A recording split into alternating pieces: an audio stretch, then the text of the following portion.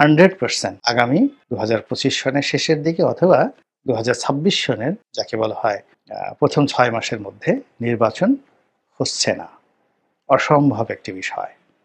নতুন মেরুকরণ, নতুন দৃশ্য, নতুন নাট্য, নতুন চিত্রকলা এগুলো রচিত হবে, কিন্তু নির্বাচনের কোনো প্রেক্ষাপট হবে না। যদিও ডক্টর মোহাম্মদ ইউনূস তার পরবর্তী ভাষণে তিনি আরও পয়েন্টিভ হন এবং যদি কিন্তু তুলে দেন, তবুও এটা হবে না।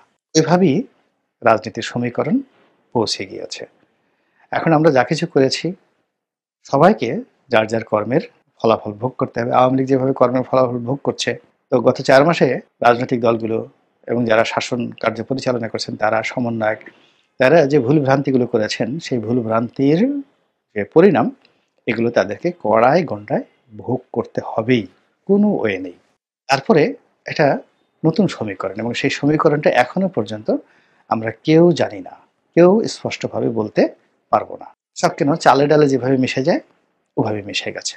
এই ভাষণে যেটি বলেছেন, একটা নির্বাচনের সম্ভাব্য ডেডলাইন তিনি ঘোষণা করেছেন যে 2025 সনের শেষের দিকে নির্বাচন হতে পারে, করা যেতে পারে। আবার বলছি, 2025 সনের শেষের দিকে নির্বাচন করা যেতে পারে। এই যেতে পারের মধ্যে হলো সকল সমস্যা। করা যেতে পারে কে করবে? বিএনপি করবে, না ডক্টর মোহাম্মদ ইউনূস করবে, নাকি নির্বাচন কমিশন করবে? সিদ্ধান্তটা কে দেবে? তিনি যেতে পারে না বলে যদি বলতেন যে এই সময়টাতে আমি নির্বাচন করার জন্য সিদ্ধান্ত নিয়েছি, আমার সকল প্রয়োজন আছে এবং আমার সকল প্রস্তুতি আছে এই সময় নির্বাচন করার জন্য, এটি এগুতে পারে পেছোতে পারে যদি রাজনৈতিক দলগুলো সরাসরি এখানে ভেটো দেয় বা এটার বিরুদ্ধে কোনো কথা বলে। এর বাইরে এই নির্বাচন পেছানোর বা আগানোর কোনো সম্ভাবনা নেই। এটি হতো তার ভাষণের রাষ্ট্রনায়কোচিত প্রস্তাবনা, কিন্তু সেটি না করে তিনি খুব সুকৌশলে কথার মারপ্যাচ দিয়েছেন এবং পুরো আমরা যারা দর্শক শ্রোতা আমরা সবাই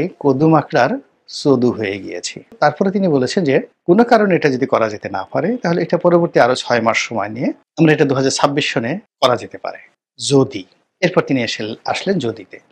এবং আপনারা দেখবেন যে কিছু মানুষ আছে, আমি খুব যাকে বলা হয় সেই সমস্ত মানুষ সম্পর্কে খুব বিখ্যাত একজন প্রমিনেন্ট ব্যক্তির কথা শুনেছি। দেখবেন যারা খুব আঙ্গুল ঝুলিয়ে কথা বলে, এটা ভালো লক্ষণ নয়। মানে তাদের মধ্যে একটা কর্তৃত্ব, একটা ফিউডাল মন মানসিকতা থাকে। যারা আঙ্গুল উঁচিয়ে কথা বলেন, পয়েন্টিভ, এবং সেই আঙ্গুল উঁচিয়ে কথা বলা লোকগুলোকে আমরা অনেক বড় গণতান্ত্রিক লোক হিসেবে বিভিন্ন সময় জেনেছি, কিন্তু যখন সেই লোকগুলো ক্ষমতা পেয়েছে অমনি তারা ইতিহাসের একেবারে নিকৃষ্টতম একটি স্বৈরতন্ত্র তারা প্রতিষ্ঠা করেছে। আঙ্গুল উঁচানো যারা লোকগুলো হয়, আপনি বঙ্গবন্ধুর কথা চিন্তা করেন কিংবা শেখ হাসিনার কথা চিন্তা করেন বাংলাদেশে। আর কিছু মানুষ আছে স্বাভাবিক কথা বলতে গেলে, ধরেন স্বাভাবিক যখন কথা বলে তখন তারা হাত উঁচু করে, হাত নাড়াচাড়া করে এবং হাতটিকে কখনো গোলের মতো করে গোল বৃত্ত করে, কখনো ছড়িয়ে, কখনো উল্টো করে পাল্টা করে সে যা বলতে চায় সেই কথাগুলো সে হাত দিয়ে বোঝাতে চায়। এগুলো এই ধরনের মানুষ জ্যোতির্বিজ্ঞানের ভাষায় হলো খুবই জটিল প্রকৃতির এবং খুবই কুটিল প্রকৃতির। তারা যা বলে এই কথাগুলো তারা বিশ্বাস করে না, নিজেরাই বিশ্বাস করে না, এবং তারা যে কথাগুলো এইভাবে বলে সেই কথাগুলো তারা ধারণ করে না, বিশ্বাস করে না, ধারণা করে না।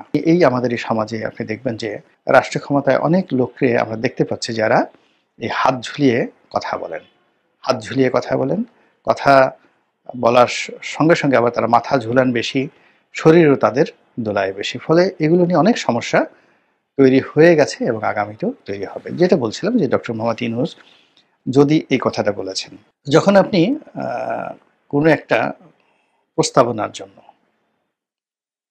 কিংবা কোনো একটি আশ্বাস দেওয়ার ক্ষেত্রে যদি শব্দ ব্যবহার করেন, কিন্তু শব্দ ব্যবহার করেন, তথাপি এবং যথাপি এই শব্দগুলো ব্যবহার করেন, ইট মিনস যে আপনি আপনার যে কমিটমেন্ট সেই কমিটমেন্টটিকে নিঃশর্ত করছেন না, এটিকে প্রথমত কমপ্লেক্স করছেন, জটিল বানিয়ে ফেলছেন, কুটিল বানিয়ে ফেলেছেন।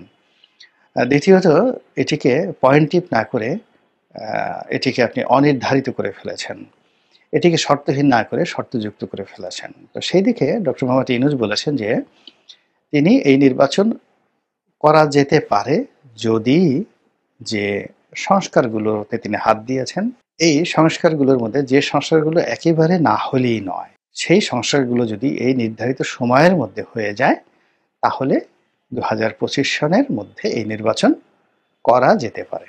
এই কথার যদি বাংলা অর্থ আমি বুঝে থাকি, তাহলে হলো যে উনি নির্বাচন সংস্কার, সংবিধান সংস্কার কমিটি, এরকম প্রশাসনিক সংস্কার সহ আরও কয়েকটি সংস্কার করেছেন, পুলিশ সংস্কার কমিশন করেছেন।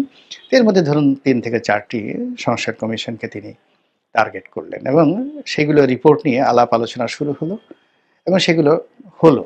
তারপরে তিনি নির্বাচনে গেলেন। এই সম্ভাবনাকে যদি আপনি আলোচনায় আনেন, ধরে নেন যে একটি সংস্কার তার আলোর মুখ দেখবে না,